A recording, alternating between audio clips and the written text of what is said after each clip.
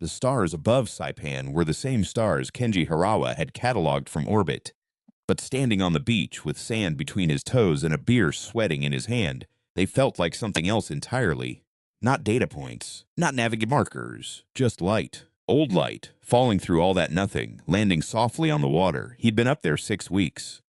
Long enough to forget what the horizon looked like when it curved away from you instead of toward you. Long enough to forget the smell of salt. "You're doing that thing again," Tomo said from behind him. He was wearing a floral shirt 2 sizes too large, the kind of shirt a man only buys when he's trying very hard to be on vacation. "The staring at nothing thing. I'm staring at the ocean. Same thing." Kenji smiled. He'd known Tomo since they were 8 years old, when Tomo had dared him to climb the water tower behind the middle school and then refused to follow him up. 30 years later, nothing had changed. Tomo would issue the challenge. Kenji would climb. "Tomorrow you marry Mari," Kenji said. "How are you not the one staring at the ocean because I'm watching you stare at it?" It's like a nature documentary. They clinked bottles. Behind them, the rehearsal dinner was winding down on the resort terrace. Candles, paper lanterns, the low murmur of people who loved each other getting gently drunk. Mari's laugh rang out above it all, bright and clear, and Tomo turned toward it the way plants turn toward light. "Go," Kenji said. "I'm keeping you company." "Go," Tomo went, already smiling before he'd taken 3 steps. Kenji turned back to the water. He'd been debriefed 8 days ago. Standard post-mission psych battery. Physical. The usual 18 pages of documentation that reduced 6 weeks in space to a series of checkboxes. Everything was fine. He was fine. The mission had been fine, with the exception of the 12 seconds over the Barrows corridor, when the external camera feed had returned an image that made every hair on his body stand up. He hadn't filed a full report on that. He'd noted unexplained optical distortion and moved on, the way you moved on from things that didn't fit neatly into checkboxes. What he'd seen had been a ship, or something shaped like a ship. Insectoid, enormous, trailing what looked like smoke, but moved with deliberate slowness, like something breathing. It had been there in one frame and gone in the next, and the telemetry on that section of footage had somehow corrupted itself. He took a long drink of beer and decided to stop thinking about it. That was when he saw the woman in the water. She was standing just beyond the break, waist-deep, facing the open ocean. The party lights from the terrace touched the water around her in golds and oranges, and she stood in that warmth like she was part of it. Still, unbothered by the current pushing against her legs. She had long dark hair, and she was wearing something pale that moved strangely in the water, too fluid for cloth. Kenji squinted. She wasn't swimming. She was just there, perfectly balanced, watching the horizon with an attention he recognized. She was watching the sky. He stepped forward without deciding to. His feet carried him to the edge of the water, his shoes still on, and he called out, "Hey, you all right out there?" She turned. In the low light, her eyes were too dark, almost black, and there was something off about the proportions of her face. Not wrong, exactly, just slightly outside the range of what he expected. Like a face he'd seen in a dream and was only now remembering. She looked at him for a long moment. Then she said, very carefully in accented Japanese, "You were in space. It wasn't a question." "I was," he said. "How would you know that?" "You still carry the cold of it," she said. 6 weeks. You went out past the 4th belt. You saw something." The beer bottle hung in his hand, forgotten. "Who are you?" he said. She opened her mouth to answer. The sky above the resort exploded. Not fire, pressure. A shockwave that rolled across the water like someone had pressed both hands flat against the surface of the world. The lanterns on the terrace tore free. The palms bent double. Kenji was knocked off his feet and came up spitting sand, and when he looked up, there were 3 of them. 3 ships, if you could call them that, because the word ship implied a vessel made by minds that thought the way human minds thought, and these things didn't. They were shaped like scorpions, like the idea of a scorpion filtered through something that had never seen one but had been given a rough description.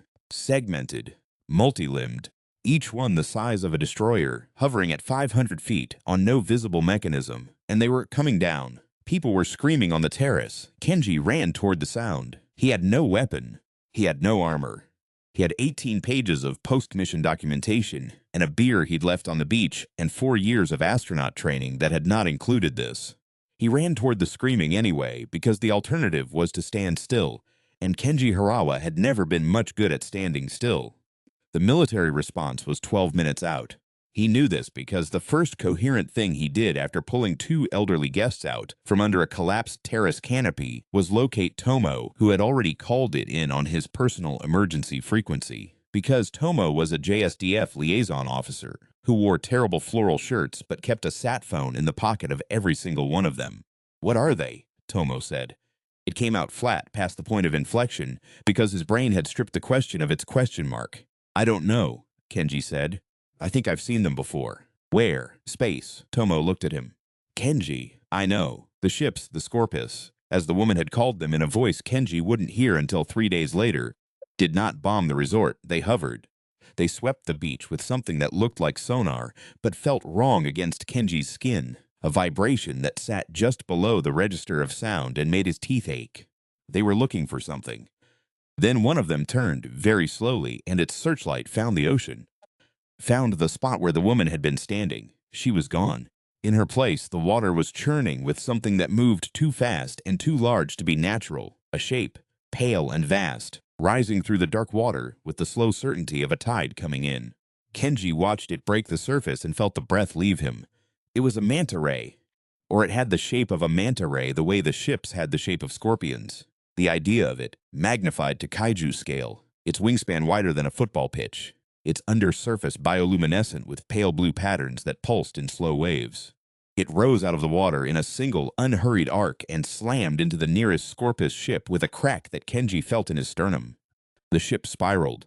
The Reja, he didn't know that word yet, wouldn't know it until later, but the shape of it would stay with him, turned in the air with an improbable grace and struck again, driving the Scorpus ship back toward the open water, buying distance, buying time. The other two ships opened up on it. The Reja was hit. It screamed. Not a sound Kenji had any framework for, a harmonic that seemed to come from everywhere at once, and fell back toward the water. Before it hit, the woman was there again, standing on the beach 10 meters from Kenji with her hair soaked flat against her face and her jaw set. And she said something in a language he didn't know but that felt, against all reason, like it was addressed to the Reja. The manta ray stabilized. It retreated, slow and wounded, beneath the surface. The woman looked at Kenji. "Can you fight?" she said. "I have a beer bottle," he said. Her expression did something complicated. "Then we will need to be creative," she said. Her name was Xiao. She told him this in the back of a military transport helicopter 2 hours later, sitting across from him with her arms wrapped around her knees, and she said it the way someone says the first word in a new language, carefully, like it matters. The response team had arrived. A joint JSDF and Maritime Operations Unit operating under the designation Team SE scrambled out of their base on Guam at a pace that suggested they had been waiting for exactly this kind of call. Their commander was a compact, gray-haired woman named Nakamura, who had the eyes of a person who had stopped being surprised by anything approximately 15 years ago. Nakamura sat across from Xiao and said, "You're alien Gyashi." "Yes," Xiao said. "Your people have been living in the oceanic substructure beneath this island chain for approximately 60 years. 72, Xiao said. "We found this place during our flight. We needed to stop. We needed to hide." "From what?" Nakamura said. Xiao told them. She told it the way people tell things they have told too many times, evenly, without emphasis, with a flatness that was worse than grief because it had gone past grief into something quieter and more permanent. Her people had lived on a world not so different from this one. Blue, wet, alive with the kind of slow, patient life that builds over billions of years into something worth protecting. They had been happy there, in the way that civilizations are happy, imperfectly, argumentatively, with interruptions. Then Sandros had come. She didn't say the name like it was a name. She said it like it was a weather pattern, a tidal force, something that didn't have intentions, only effects.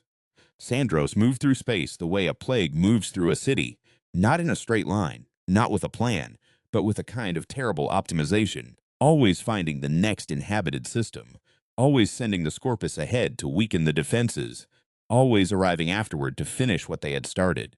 The Gyashi had tried to fight. They had tried to flee. They had sent messages, distress signals, pleas, warnings, into every frequency they could reach, and the only answer that had ever come back was from a passing craft that had pulled them out of a Scorpus ambush in deep space, a vessel they hadn't recognized, crewed by something that moved too fast to see clearly. It had bought them time. They had used the time to run. Earth had seemed safe, deep in a quiet arm of the galaxy, unremarkable from a distance, too wet and too blue and too loud with biological noise for something like Sandros to bother with. But Sandros had come anyway, because the Gyashi were here. Sandros doesn't leave survivors, Xiao said. It doesn't allow them. A surviving population might rebuild, might become something that could one day cause problems. This is not a consideration Sandros is willing to accept. The helicopter flew on. Below them, the lights of the resort were still on, a small cluster of warmth in a very dark ocean. "Your Reja," Kenji said, "the one that fought tonight. How badly hurt?" Xiao looked at him for a moment. "Reja are not mine," she said. "They are not owned. They chose to bond with us, long ago. There is a difference." "How badly hurt?" he said again. "Because he'd heard the scream, and he'd heard what was underneath it. She will recover," Xiao said, "if we act before Sandros arrives. How long do we have?" Xiao looked out the helicopter window. "The Scorpus were scouts," she said. "When they report back, Sandros will know we are here. 3 days. Perhaps 4 if the signal takes time to reach it." Nakamura nodded once, the nod of a person who had already started running the math. "Then we have work to do," she said. The work began before sunrise. Kenji found himself in the unusual position of being the mission specialist for an operation that had no mission parameters, no precedent, and no manual.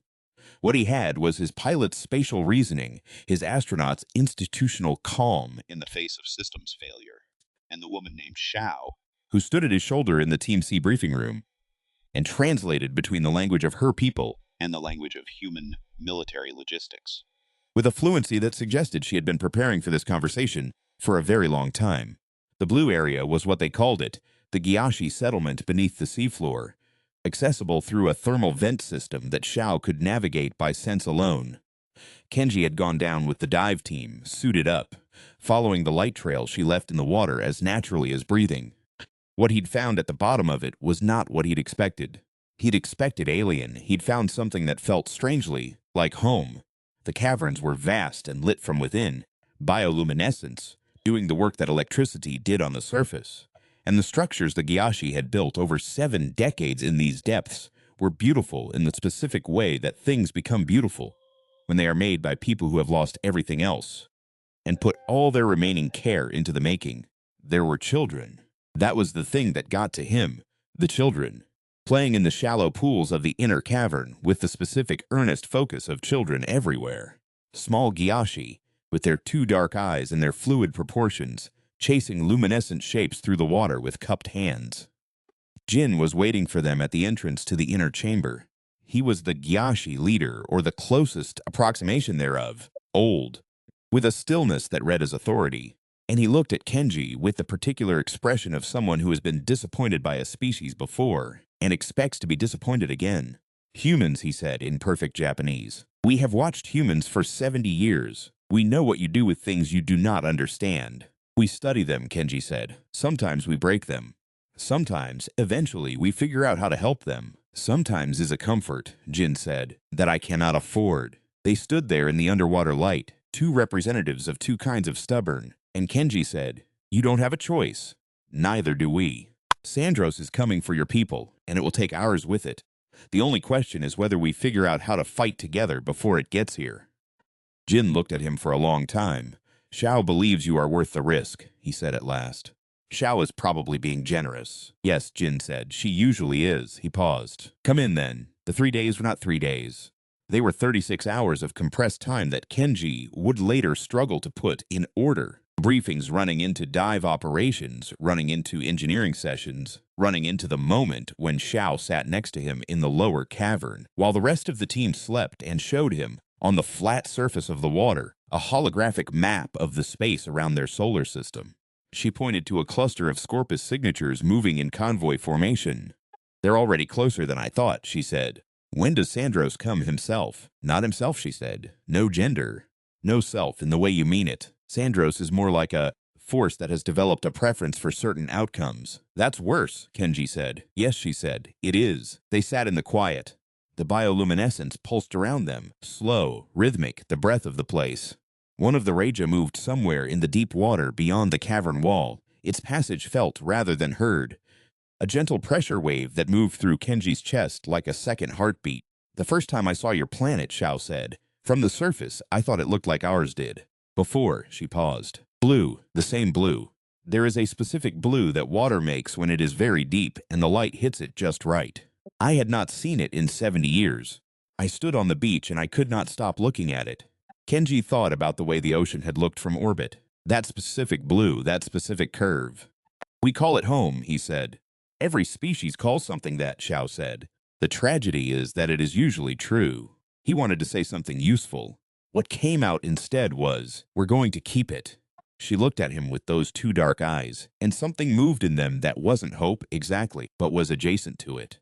Something quieter and more durable than hope. Show me, she said. The plan was not elegant.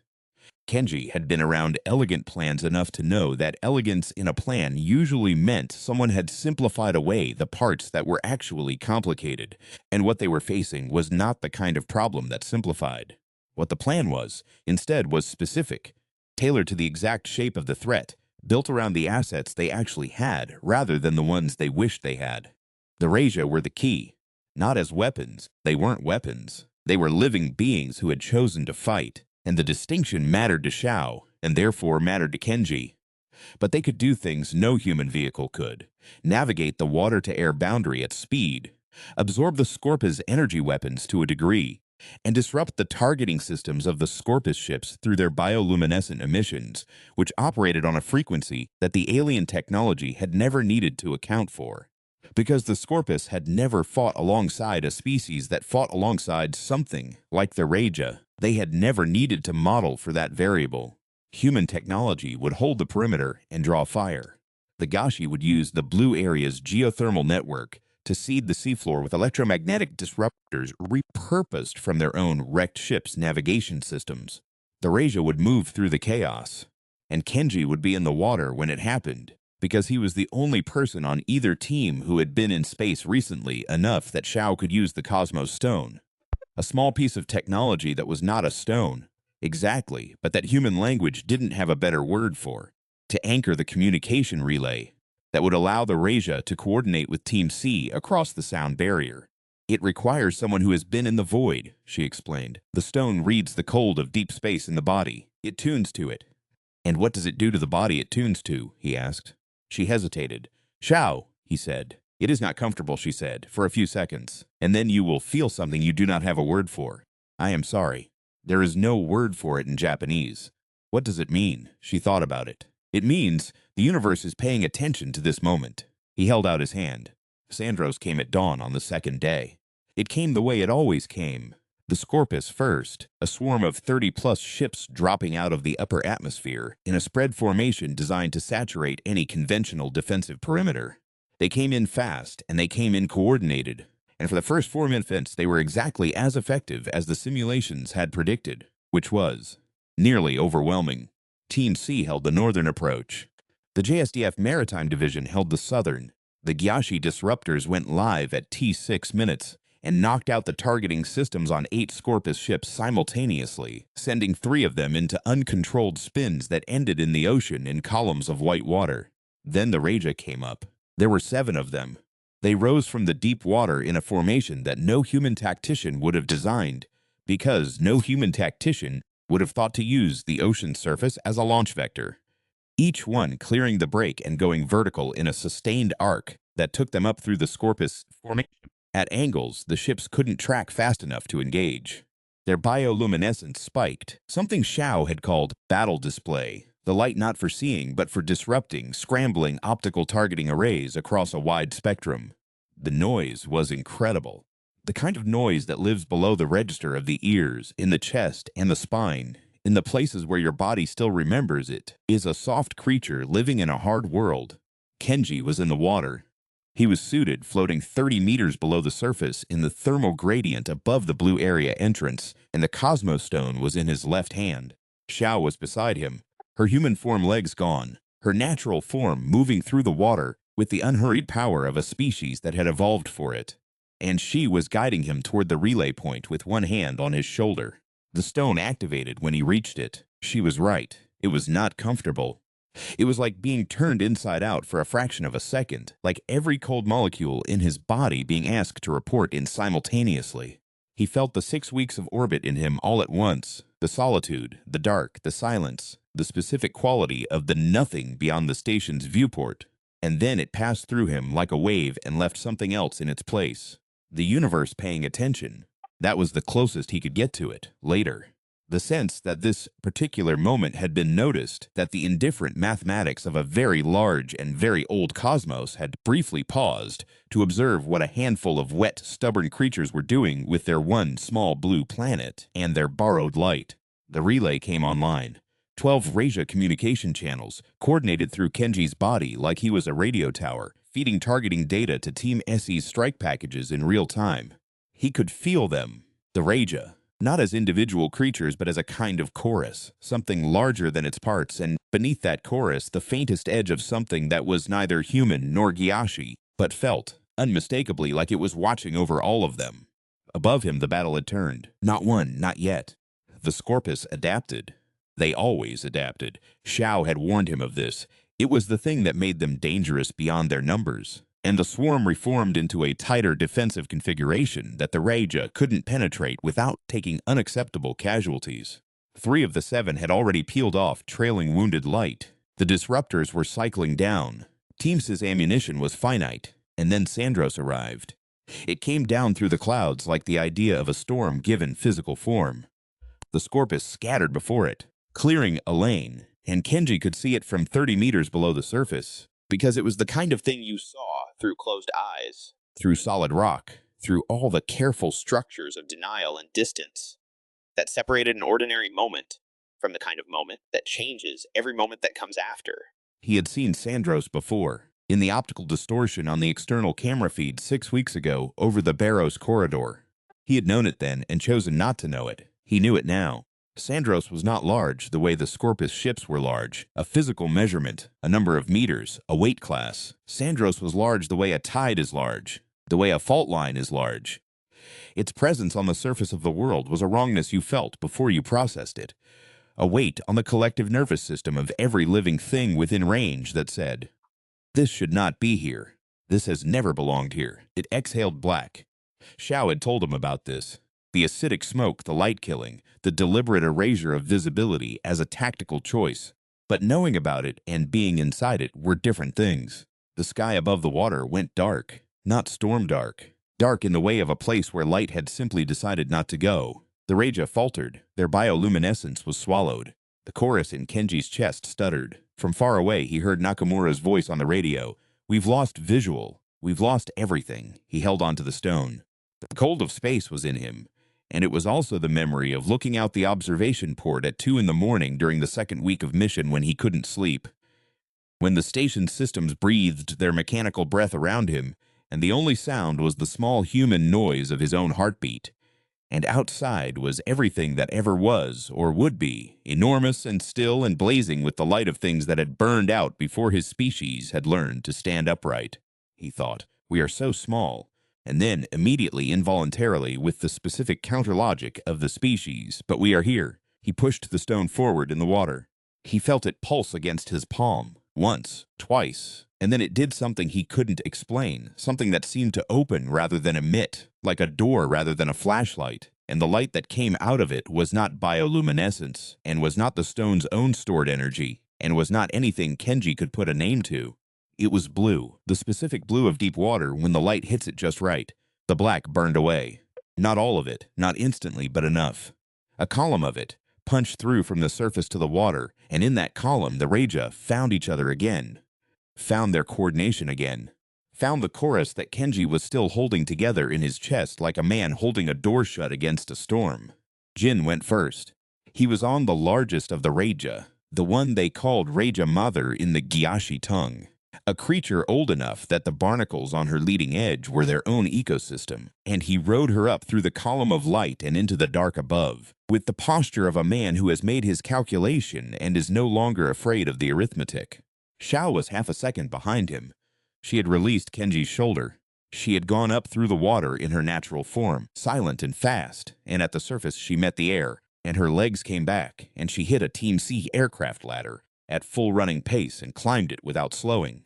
And Nakamura, who had seen many things in her career, watched this and said nothing, because some moments require the dignity of silence. What happened above the water Kenji did not see. He felt it. He felt the Raja as a single organism, coordinating through the relay, their bioluminescence not just disrupting Sandros's targeting, but doing something more fundamental, refusing to be extinguished. The light that Sandros had come to swallow was meeting the light of creatures that had traveled across the void carrying it, who had given 70 years of their lives to protecting it in the dark at the bottom of a borrowed sea. And it was not going out. He felt Jin's Reja strike Sandros twice. He felt the chorus shudder and hold. He felt something else, too, something that arrived through the stone from a direction that wasn't a direction, that was more like a frequency than a location. The not-quite cosmos thing that had pulled the Gyashi ships out of their ambush in deep space years ago. Close. Now, attending, he held the relay until his arms were shaking, until the cold of the stone had moved from his hand into his entire left side, spreading up through his shoulder and into his chest, and his vision had started to narrow to a point. He held it because in the middle of his vision narrowing to a point, he could still see, in the blue light, in the column they had punched through the dark, the shapes of the Reja working, moving in patterns he couldn't track, but that felt purposeful, felt like the kind of work that requires someone to believe, for long enough to make it matter, that the thing they are doing is possible. Sandros retreated at 0847 local time. The Scorpus swarm disengaged 40 seconds later, the kind of disengagement that meant their command structure had received an instruction, not the kind that meant they were defeated. They pulled back to a holding distance above the atmosphere and held there, and the black sky began to break apart in patches, and the first sunlight in 6 hours came down through the gaps and landed on the water. Kenji surfaced, gasping, the stone cold and bright in his hand. Tomo was on a rescue raft 3 meters away, which was a thing that registered only gradually, because for a moment Kenji genuinely could not remember that Tomo existed. Then Tomo's face arranged itself out of the general blur, and Kenji thought, he's still wearing the floral shirt. He was. Beneath a JSDF issue life vest, beneath borrowed equipment that didn't quite fit, Tomo was still wearing the terrible floral shirt. I pulled 2 elderly guests out of the rubble, Tomo said, hauling Kenji over the raft side by one arm. I coordinate joint defense advisories for the Western Pacific Theater. I have a sat phone in every shirt pocket. And somehow you, he paused to drag Kenji upright, end up being the one who fights the alien invasion from underwater. You issued the challenge, Kenji said. When, Tomo said. When have I ever, Water Tower, 1994. Tomo let go of him. Kenji sat dripping on the raft and looked at the sky, which was blue now. The same blue. And from somewhere across the water came the sound of a Reja surfacing, a long harmonious exhale that moved across the ocean like the world itself breathing out. They'll come back, Nakamura said, appearing at the raft's edge aboard a Team CE inflatable. She said it without inflection, as a statement of logistical fact. Sandros doesn't disengage permanently. It recalculates, finds a different approach. We'll be here, Kenji said. We'll need more than a stone and 7 Reja. We'll have more, he said. The Gyashi have been down there for 70 years building things. We've been up here for longer doing the same. Now we know each other. That changes the math. Nakamura looked at him for a long moment with the eyes of a person who had stopped being surprised by things approximately 15 years ago. Pragmatic optimism, she said. All right, Jin survived. This was the thing that surprised everyone, including Jin. Xiao had pulled him out of the water with both hands, and something that was not quite a scream and not quite a prayer, but was both, and he had survived. And when he was laid out on the deck of the Team Sea Cutter with oxygen and Gyashi medicine being applied in alternating doses, he looked up at Xiao and said something in their language that she translated for Kenji as, I was wrong about them. Which part? Kenji said. Jin's 2 dark eyes found his. The caring part, he said. I did not think humans were capable of caring about something that was not themselves. We're not great at it, Kenji said. No, Jin said. But you are persistent. Tomo and Mari got married the following afternoon, in the resort's small garden, because Mari had said she was not going to let an alien invasion cancel her wedding, and Tomo had the good sense to agree with everything Mari said. Half of Team C attended in their dress uniforms. Xiao sat in the front row in a pale dress that moved like water, and at one point during the vows she leaned toward Kenji and whispered, This is a bonding ceremony. Yes, he said. It is very similar to ours, she said. The flowers are different. Do your people use flowers? We use light, she said. Bioluminescence patterns. Each one is unique. The officiant was talking about commitment, about the thing that 2 people do when they decide to build something together that neither of them could build alone. Kenji listened to the words and felt the stone in his jacket pocket, still warm, still faintly humming against his ribs, and thought about the 7 weeks ahead, and the work to be done, and the enormous logistical nightmare of two civilizations learning to share a solar system, while also preparing for a second engagement with something that treated planets the way a wave treats a sandcastle. He thought about the Reja moving in the dark water. He thought about the column of blue light that had opened when he'd stopped trying to aim and had simply held on. He thought about Jin's face when he'd understood that humans had stayed. He looked out past the garden wall to the ocean, which was bright now, and indifferent and beautiful in the specific way of things that were here long before you and would be here long after, and were, nonetheless, yours to protect for as long as you could stand. The officiant said, "Do you take this person?" "I do," Tomo said, before she'd finished the sentence, and Mari laughed bright and clear, and everyone else laughed too, in the way that people laugh when something has narrowly avoided being terrible, and has become instead a day they will tell stories about, growing better with each telling, carrying its light forward into all the days that come after. The stone pulsed once against his ribs, the universe paying attention. Kenji put his hand over his pocket and thought, yes, we're still here.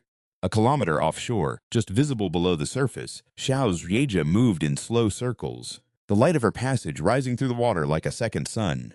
They were all still here. For now that was enough. For now that was everything.